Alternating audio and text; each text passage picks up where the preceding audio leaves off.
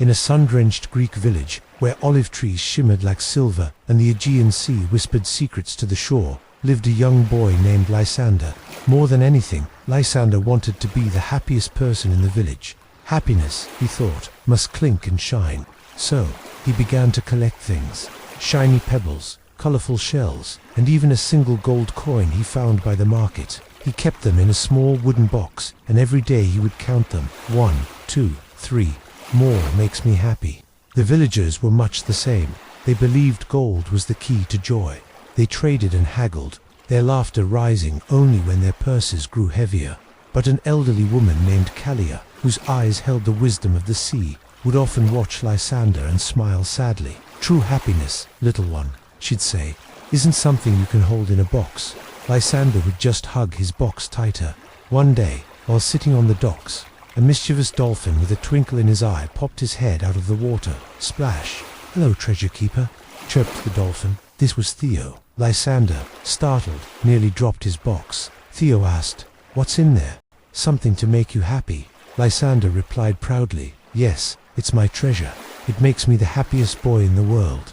Theo just giggled and swam away, leaving ripples in the water. That evening, as the sun began to dip below the horizon, a tiny owl with feathers as soft as dusk landed on Lysander's shoulder. This was Nyssa, whose small heart could see the truth in others. She hooted softly.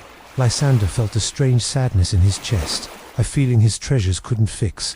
He looked at his box, then at the setting sun, and wondered if Callia was right. Suddenly, the wind began to howl. Whoosh! Dark clouds rolled in from the sea, and the sky turned from orange to a deep, angry grey. A storm. The waves crashed violently against the shore, and rain poured down, threatening to wash away the small fishing boats tied to the docks. Panic spread through the village. People ran to secure their own homes, clutching their coins and possessions, leaving the community's boats to fend for themselves. Lysander saw the fishermen's boats straining against their ropes. He thought of his precious box, safe in his room. But then he looked at the frightened faces of his neighbors. He remembered Callia's words. In that moment, he made a choice. He dropped his obsession with his box and ran to the docks.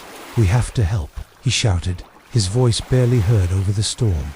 He began pulling on the thick, wet ropes, his small hands raw and tired.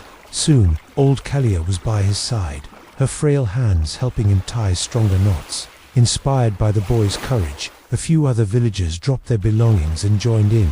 Together, they worked, pulling and tying, securing the boats that provided food for everyone. Splash! Theo the dolphin appeared, nudging stray ropes back toward the shore with his nose. Flutter! Nyssa, the owl, hooted from a rooftop, her calls guiding villagers through the rain. As the storm finally passed and the morning sun broke through the clouds, the village was safe. The boats were saved. Lysander was tired, wet, and his treasure box was forgotten. But as he looked around at the grateful faces of his neighbors, a feeling warmer than any gold coin spread through his heart. It was a deep, glowing happiness he had never felt before. Callia placed a gentle hand on his shoulder.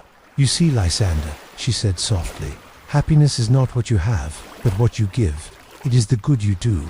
Lysander smiled, a real bright smile that reached his eyes. He finally understood. True treasure wasn't something you could clink in a box. It was the warmth you felt after helping others. From that day on, Lysander became the happiest boy in the village, not because of what he owned, but because of the kindness he shared. Thank you so much for joining us for this story. If you enjoyed Lysander's journey, we'd be so grateful if you'd like this video and subscribe to our channel for more tales of wisdom and wonder. Sharing our stories helps us bring more light and happiness to the world. We hope to see you again soon for another adventure. Thank you for listening.